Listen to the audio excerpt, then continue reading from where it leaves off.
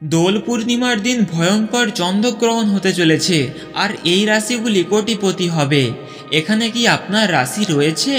নমস্কার দর্শক বন্ধুরা, আজকের এই ভিডিওটি আপনার জীবনের মোড় ঘুরিয়ে দিতে পারে। আমরা সবাই জানি দোল পূর্ণিমা হলো প্রেম, ভক্তি আর রঙের উৎসব। কিন্তু এবারের দোল পূর্ণিমা সাধারণ কোনো তিথি নয়। মহাকাশে তৈরি হতে যাচ্ছে এক বিশাল মহাজাগতিক এবং আধ্যাত্মিক যোগ। একদিকে পূর্ণিমার পূর্ণ চন্দ্র, অন্যদিকে রাহুর ছায়া, তৈরি হতে যাচ্ছে শক্তিশালী শক্তিক্ষেত্র। কেন এই চন্দ্রগ্রহণ আপনার জন্য বিশেষ? কেন শাস্ত্রে এই সময়টিকে সিদ্ধিকাল বলা হয়েছে? আর কোন কোন রাশিগুলির ভাগ্য খুলতে চলেছে? আর আপনার রাশি কি এই রাশির মধ্যে পড়েছে? আর যদি পড়ে, তবে আপনার করণীয় কি? এই সমস্ত কিছু জানবো আজকের এই ভিডিওতে। তাই আধ্যাত্মিক এই ভিডিওটি শেষ পর্যন্ত দেখার অনুরোধ রইল, কারণ ভিডিওটি শেষে লুকিয়ে আছে এক পরম সত্য, যা আপনার জীবনের দর্শনকে পরিবর্তন করবে। তার আগে আপনি যদি চ্যানেলে নতুন হয়ে থাকেন, তাহলে অবশ্যই ভিডিওটিতে লাইক দিয়ে চ্যানেলটি সাবস্ক্রাইব করে রাখুন। এই চ্যানেলে ঠাকুর দেবতা, গীতাপাঠ, মহাভারত নিয়ে বিভিন্ন ধরনের ভিডিও বানানো হয়। সনাতন ধর্মে ফাল্গুনী পূর্ণিমা বা দোল পূর্ণিমা অত্যন্ত তাৎপর্যপূর্ণ। এটি কেবল আবির খেলার উৎসব নয়, এটি হলো প্রেমের ঠাকুর শ্রীকৃষ্ণের চরণে নিজেকে সমর্পণ করার দিন।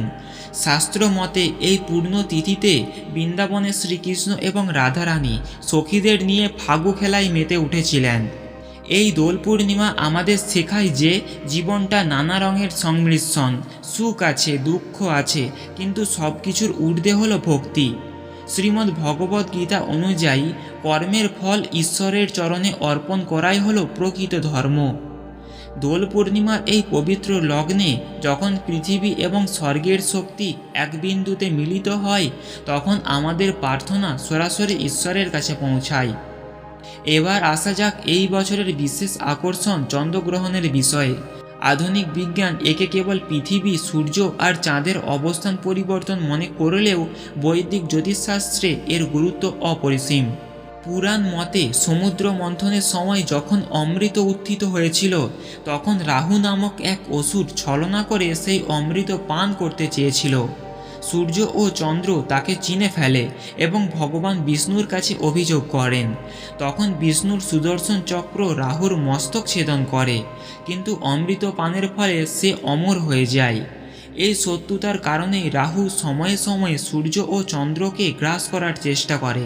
জ্যোতিষ মতে চন্দ্র হলো মনের কারক, তাই গ্রহণের সময় আমাদের মানসিক শক্তি কিছুটা দুর্বল হতে পারে, কিন্তু আধ্যাত্মিক শক্তি বহুগুণ বৃদ্ধি পায়।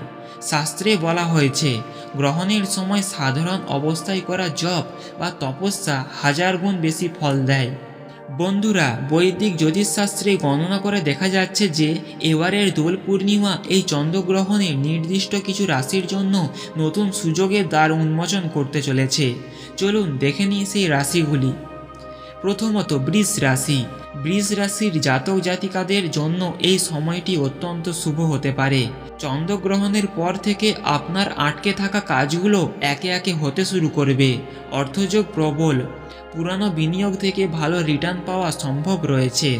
চাকরিতে পদোন্নতি বা ব্যবসায় নতুন যোগাযোগের মাধ্যমে উন্নতির পথ প্রস্তুত হবে। এই সময়ে সাদা রঙের কোনো বস্তু, যেমন চাল বা চিনি, গরিব মানুষকে দান করলে আপনার গ্রহের দশা আরও অনুকূল হবে। দ্বিতীয়ত, সিংহ রাশি।